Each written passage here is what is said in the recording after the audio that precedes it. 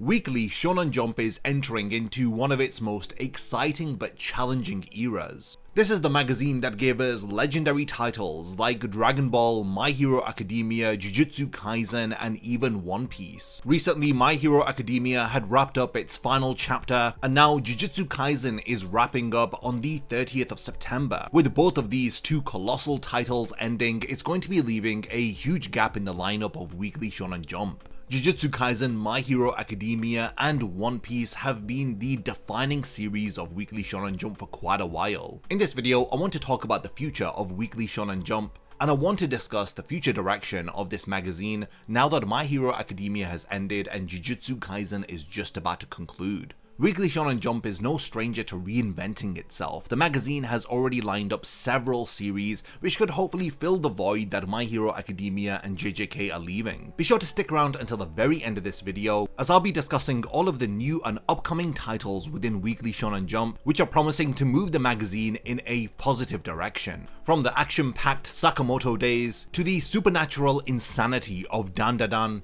there are a ton of fresh series that are emerging from Weekly Shonen Jump, and each of them have the potential to become the next big hit. But which of these will truly lead the new era of Shonen Jump? Could we really be on the verge of witnessing the next Demon Slayer or Naruto? Whether if you're a long-time fan of Shonen Jump manga or if you're just getting into them, this video will hopefully give you a rundown of what's happening with the magazine in the current day and age. Hopefully by the end of this video, you'll have a solid idea of the future of this magazine and the new exciting era that Weekly Shonen Jump is about to enter.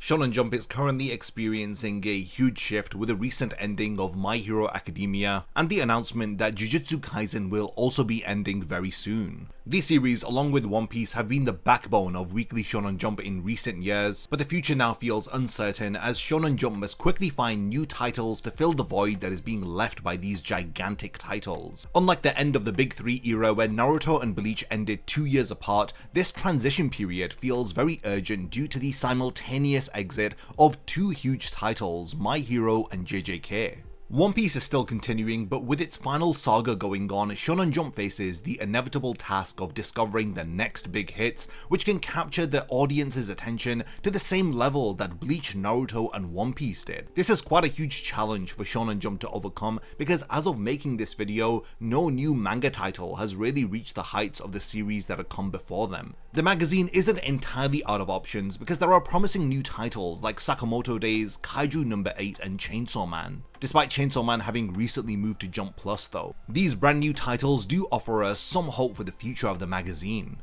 Then there's series like Dan and even Undead Unluck which are showing a lot of potential, but neither of these titles has really reached that level of success of My Hero Academia or Jujutsu Kaisen. With Jump relying more heavily on these titles, it reflects a shift within the magazine, as the lengths of more and more manga are becoming shorter, and this idea of manga having really long serializations which span 10 to 15 years is becoming a thing of the past. This void that has been left within Weekly Shonen Jump after the ending of My Hero and JJK really mirrors the anxieties that the magazine felt during the end of the Big Three era, but it feels like the stakes are even more higher now than before. With so much of Jump's recent success pinned on these very few series like Kaiju No. 8, Sakamoto Days, Dan, Chainsaw Man, the magazine needs to work really hard in order to cultivate the next generation of major shonen titles. There are several promising titles from both the main Weekly Shonen Jump magazine and its digital counterpart Jump Plus which could rise to the occasion and give birth to the new era of Jump. Kaiju No. 8 is one of these titles and it's been widely embraced with a lot of fans from even the West. This title offers a very mature but still accessible appeal, with a story centered around its protagonist who is a bit older than most shonen protagonists, as it tells us a story of late blooming heroism. While Kaiju No. 8 isn't on the same level of Jujutsu Kaisen or My Hero, it still has potential to grow into maybe a Black Clover or Katekyo Hitman Reborn level of success. Similarly, Sakamoto Days has started to get a lot of attention, especially for its blend of intense action and really funny moments, and people have drawn comparisons between Sakamoto Days and Western movies like John Wick, and with the recent announcement that Sakamoto Days is having its own anime adaptation, it could very well catapult this series to insane heights. Now meanwhile, Chainsaw Man is already quite a phenomenon, and it looks like the popularity of this series is going to get even larger.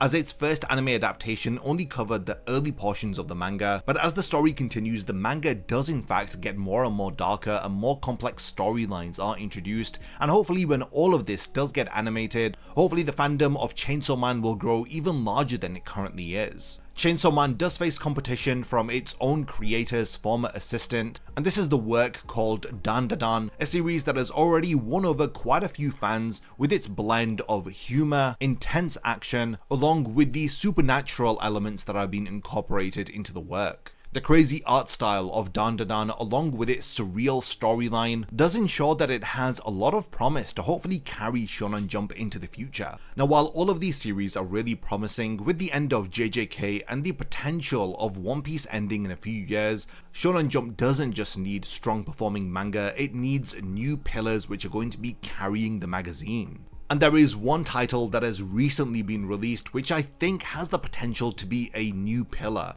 And this is the breakout title called Kagurabachi, and it initially gained a lot of popularity thanks to the virality of internet memes. With these memes drawing a lot of attention to the series, people actually started to read it and realized, hell, Kagurabachi is actually really good. And it was thanks to all of the social media attention that the first 2 manga volumes of Kagurabachi have sold insanely well. Is it possible for Kagurabachi to maintain this level of popularity and relevance? This meteoric rise does suggest that Kagurabachi has the potential to be the next My Hero Academia and even Jujutsu Kaisen. I want to now go into a bit more detail about each of these promising titles that I've talked about briefly. So let's start with Kaiju No. 8, which has gained a lot of popularity, especially amongst older fans. Its protagonist, Kafka, is a middle-aged man, and I think that his struggles resonate deeply with those who want a character who subverts those typical shonen tropes of a young protagonist with really lofty aspiring ambitions. While I don't think Kaiju No. 8 is going to really revolutionize the shonen genre, I think that what it does offer is a blend of really intense action sequences along with very relatable characters who appear to be developed pretty well from what I have seen. Kaiju No. 8 has been described as being a hybrid mix of Attack on Titan and My Hero Academia, and what sets it apart from both of these titles is that it has a mature protagonist at the center of it. With the popularity and success of Kaiju No. 8, it suggests that Jump is not only focusing on keeping its younger audience, but it wants to engage the older fans too who have moved on from some of these titles that have ended. They clearly want the older fans to remain invested in Jump works, and I feel like in this way, thanks to series like Kaiju No. 8, the magazine is still trying to maintain its relevance even to older fans. After the first season of the Chainsaw Man manga had ended, it returned for season 2 but on the digital platform called Jump Plus. Now, this doesn't take anything away from the impact that Chainsaw Man is going to have on the future ecosystem of Shonen Jump. Its insane amounts of popularity and engagement, especially on the digital platform Jump Plus, speaks volumes about how readers are consuming manga in this day and age, as they are moving away from print publication and are consuming more and more manga on tablets and phones. Chainsaw Man appears to be a pillar of the Jump Plus app, and it seems like the magazine is trying to make sure that they have a strong digital presence as well as a paperback presence, as the magazine is no longer dependent on physical magazine sales, as they've now switched up to this digital platform which allows them now to charge a subscription fee but gives people a chance to read all of the manga, as now via the Jump Plus app they have a ton of popular titles like Spy Family, Kaiju No. 8, Dan Da Dan, Chainsaw Man, all for fans to read for a monthly subscription fee of 980 yen. With Jump Magazine diversifying the platforms that it's available on, hopefully it allows for a broader range of storytelling, like titles which aren't entirely going to fit into the shonen ethos of friendship, effort and victory, and this may give rise to series from Shonen Jump which fit more of a older audience who are wanting maybe a seinen manga. We know that Attack on Titan was first pitched to Shueisha, but they refused its publication within Weekly Shonen Jump because they felt that the series was a bit too dark for the magazine. So Isayama, instead of reworking Attack on Titan to make it fit better for Jump, had instead gone to a rival publisher, Kodansha, who were quite happy with publishing Attack on Titan with the way that it was. And with the level of success that Attack on Titan ended up having, I know that Shueisha were kicking themselves. And I think that this is partly the reason why a lot of the titles within Jump Magazine are getting more and more darker, especially with Chainsaw Man with its unique blend of violence, emotional storytelling, and the philosophical undertones that underpin the story. It has captured the attention of fans who have been craving something more than just the typical shonen title. The future of Jump lies not only in it finding the next big battle shonen, but in fostering titles that are experimental, diverse, and are very different to the typical series that we've seen published within the magazine. I really do think that the success of Chainsaw Man is a blueprint for Shonen Jump on how they can succeed and achieve this in the future. With Chainsaw Man Season 2 moving to digital-only serialization, it gives room for the author to cultivate his story without the pressure of constantly releasing a weekly manga chapter, which does put a lot of strain on not only the health of the author, but it also lowers the quality of the manga because very few shonen titles can maintain the quality week on week without giving into this burnout of releasing 19 pages of manga every single week. And it's for this reason that a lot of shonen titles don't have really good endings. By the time that these series get to the point of ending, these series authors are already exhausted, and I believe that they have very little creative energy to give us a proper satisfactory conclusion. So with authors having less pressure, it leads to better manga and hopefully better anime adaptations, and overall it widens the appeal and success of series. Then you've got series like Dan and even Sakamoto Days, which showcases the willingness of the magazine to move away from this format of traditional battle shonen. Both of these series are an example of combining two different genres into one in order to subvert audience expectations and to give them something new and refreshing. Dan blends supernatural horror with romance, which is quite a strange combination for the magazine. Its impressive art style, along with its unpredictable storyline, makes it a very strong contender for the future of Jump magazine. Now, on the surface level, it doesn't look like Dan is going to perform insane numbers, but I do believe that Shonen Jump needs to tap into more niche ideas and get really creative with its new titles in order to keep the attention of this new generation of fans who are so used to short form content, along with being interesting enough to grab the attention of older fans who have read and seen everything that's come before it. The upcoming anime adaptation of Dan should hopefully propel the series into the mainstream, and hopefully everything that has helped to make the manga such a success, like its blend of aliens, yokai, along with its really funny characters and emotional depth to its storytelling, it should make sure that Dan performs excellently within Japan and even abroad. Similarly, Sakamoto Days is another genre-fusing title, as it merges both action and comedy, with the manga featuring very intense fight sequences, while also relaying to us themes of pacifism. It features a protagonist who is a retired assassin, as it tells us a story that struggles between the tension of past violence and present peace. The series grabs our attention with the insane action, and then retains our interest and our care for the characters in the series by providing us several moments of humor. I believe that in order for Sakamoto Days to become really popular, it needs to have a very good anime adaptation. With this anime having recently been announced, I do hope that the fight choreography within the anime is as good as what it is within the manga. Netflix is behind the Sakamoto Days anime, so there is a chance for this to reach a global audience if it is really good. Both Sakamoto Days and Dan showcases Jump's ability to nurture new titles which are diversifying the genre and are moving away from this formulaic battle shonen storytelling, where the villains get stronger and the protagonist goes on a training arc and gets stronger too. Now what needs to happen is that these genre fusing series need to move into being mainstream hits. It's hard to say whether if Dan or Sakamoto Days may reach the level of success of Jujutsu Kaisen or My Hero, but one thing is for certain, it's going to reshape the expectations of fans for future series that are going to be within the magazine, and it's going to even further evolve the lineup that's going to feature within Shonen Jump. We've talked about how the anime adaptations for Dan and Sakamoto Days may propel the series into new heights, but there are other titles like Mission, Yozakura Family, and even Undead Unluck who have both had anime adaptations, but they've struggled to generate the type of buzz that was going to propel these series into new heights. So while some anime adaptations may increase the popularity of a manga, the emphasis needs to be placed on a high quality anime adaptation, which resonates with fans across the globe. And I believe that the anime adaptations for Attack on Titan, Demon Slayer, and Jujutsu Kaisen had successfully played upon this formula of having a high quality anime adaptation which leads fans to purchase back issues of manga volumes and just boost the overall sales of the manga. But I believe that Mission Yozakura Family and Undead Unluck failed to achieve this, as their anime adaptations were poorly received, and thus it had limited the potential growth of their manga. Undead Unluck came under a lot of fire in the West, partly due to how Disney Plus had managed the series. So this is another important thing with how accessible these series are. Do we have to pay for another subscription service to get access to it? Are all of the episodes going to drop all in one day, or are we going to be getting weekly releases? All of these things play a huge role in the success of a series. When JoJo's Part 6 was released on Netflix, all of the hype for that show was killed because they released it in like 12 to 14 episode batches instead of releasing it weekly. And what happened was, after the first batch had released, we had to wait like 6 months to a year for the second batch, and by that time the entire hype for the series was dead.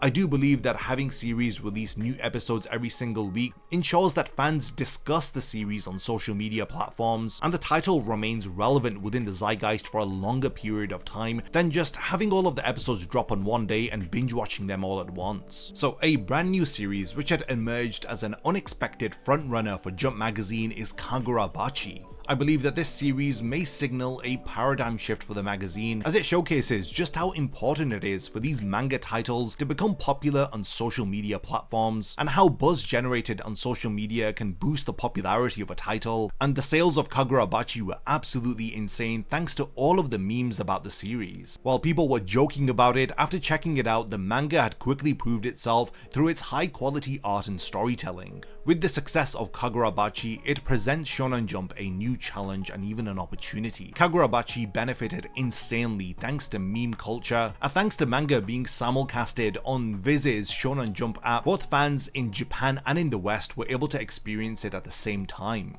Now, the difficult thing is for Kagurabachi to maintain this level of hype. Sometimes the buzz and hype that is generated on social media can lead people to believe that this product is overrated. So for this reason, they need to ensure that Kagurabachi constantly meets or exceeds the expectation of its fans, so that it can maintain that level of success that it had initially, which had helped to convert those fans who thought of it as a meme or a joke, but once they checked it out, they'd become fans of the title. So they need to figure out how to transform this viral interest into long-term readership loyalty. The internet is a very fast-moving place. While something may be popular one week, it will be totally forgotten after 2 weeks. It's a very tricky time for Shonen Jump. 2 major titles have ended, they're still getting used to transitioning from a paper publication into a digital one, and they also need to figure out how to gain the interest of fans on social media platforms and to convert them into long-term readers. I do think that Kagurabachi signals the beginning of a new era. Call it the social media manga era. I do believe that the success of this title will hopefully redefine the future of the magazine. Jump just needs to focus on what has worked in the past, and they need to continue doing this genre fusion of works in order to foster the next breakout title like Kagurabachi. The resilience and adaptability of Shonen Jump lies not only in its ability to weather transitional eras, but in the way that it's constantly able to reinvent itself.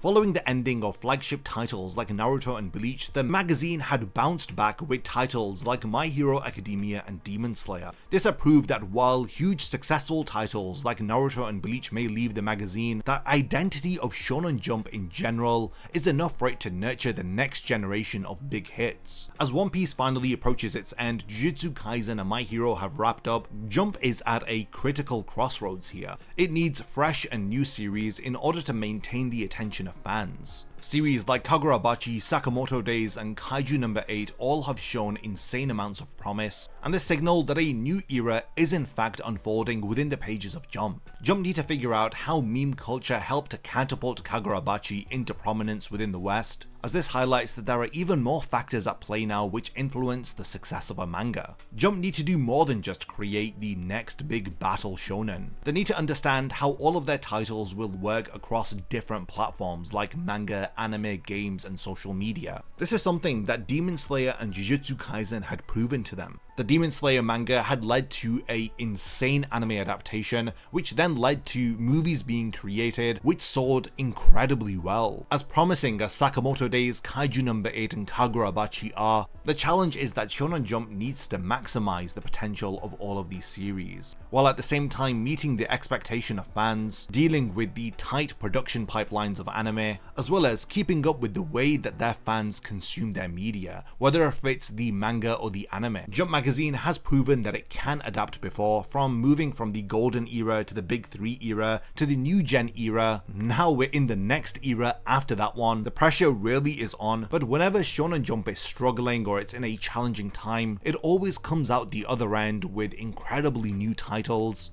which are refreshing and they subvert all of our expectations. I do hope that Sakamoto Days, Kaiju No. 8, Kagurabachi can hopefully one day prove to be the next Naruto, Bleach, My Hero, and Jujutsu Kaisen. The road ahead won't be easy for Shonen Jump, as they'll need to make sure that they nurture all of these emerging titles so that they properly evolve into the next generation of big hits. If history's taught us anything, it's that Shonen Jump has an incredible ability to reinvent itself time and time again. But we've now reached the point of the video where I want to hand over the discussion to you. What do you guys think about the future of Shonen Jump? Let me know by continuing the discussion in the comments, and which of the new series out of all of the ones that I've mentioned that you want to rise to the top. We've talked about several titles like Kagurabachi, Sakamoto Days, Kaiju No. 8, Dandadan, Undead Unluck, Mission Yozakura Family. If there's anything that I've forgotten to mention about where Jump could be heading in the future, then let me know by continuing the discussion in the comments. And if you want more videos like this one, let me know. I do want to cover more in-depth details about Kagurabachi, exploring some of the concepts that exist within the world. So if you are interested in that, let me know by leaving a comment under this video. And lastly, thanks for making it to the end of this one, and I cannot wait to see you in my next video.